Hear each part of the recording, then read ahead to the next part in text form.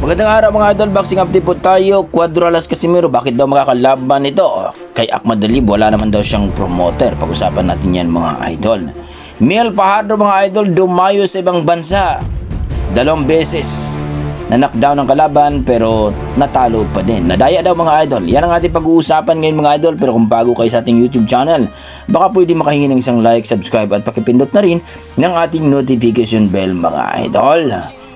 So yun nga mga idol, no, itong si Cuadralas Casimero ang ating pag-uusapan ngayon, na kung saan mga idol ay kagagaling lang ito panalo dito kay Saul The Best Sanchez, ang tinaguriang malupit na mananap sa Mexico mga idol, na kung saan ay ito daw ang magpaparitero kay Casimero. Pero ang sagwa pong panoorin mga idol sapagkat bumalintong po, no? Isang round lang po itong si Saul Sanchez ang kanilang pinagmamalaki, na kung saan mga idol maraming ang natalo dito sapagkat akala nila wala nang ibubuga itong si Casimero. Pero nawaw mali sila dito sapagkat baliktad ang nangyayari.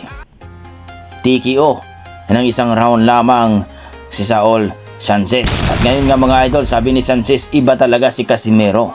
Ayon kay Sanchez mga idol, na kung saan ibang-iba si Casimero sa mga nakalaban niya, na kung saan talagang wala daw siyang nagawa na diskarte, kundi natulala na lang sa lakas ni Casimero. Ito nga mga idol, no? Alam naman natin na pinag-usapan ito mga idol, na ito si Casimero gustong makalaban itong si Ahmad Alib, ang number 1 sa WBA o mandatory challenger ni Naoya Inoue, na iniiwasan daw ni Naoya Inoue.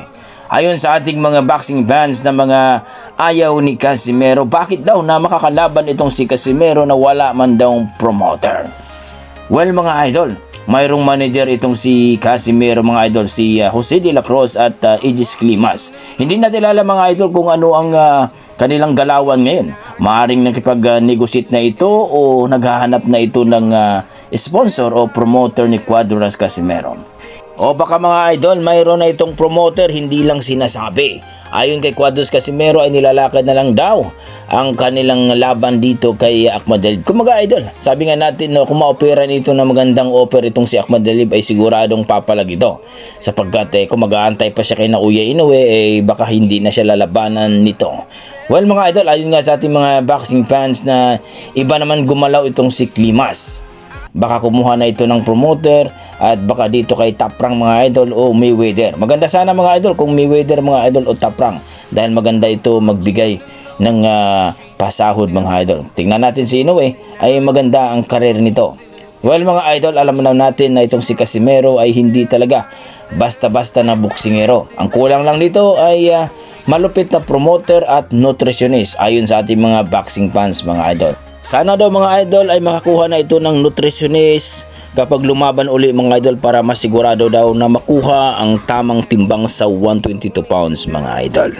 Sa kabilang banda mga idol, alam naman natin na itong si Mel Fajardo mga idol, na lumaban po sa ibang bansa mga idol, na kung saan talaga ay marami nagsasabi na mafia daw ito, no? Pinabagsak daw ito ni Mel Fajardo itong si Makanya Johanna, pero natalo pa rin siya.